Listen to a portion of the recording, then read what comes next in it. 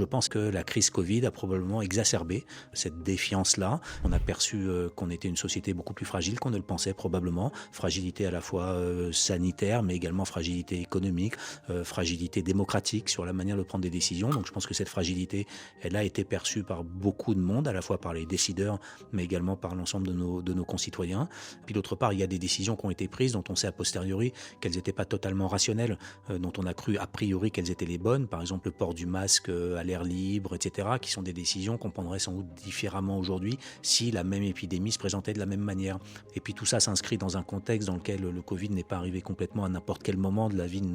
nos sociétés, de nos démocraties, et où par ailleurs on a des facteurs de fragilité indépendants de l'épidémie elle-même et de la période du Covid, avec des démocraties qui vont moins bien aujourd'hui qu'il y a quelques années, le retour de la guerre en Europe, etc., qui font que par ailleurs les éléments qui sont des éléments de déstabilisation de la confiance qu'on peut avoir à la fois les uns avec les autres ou les uns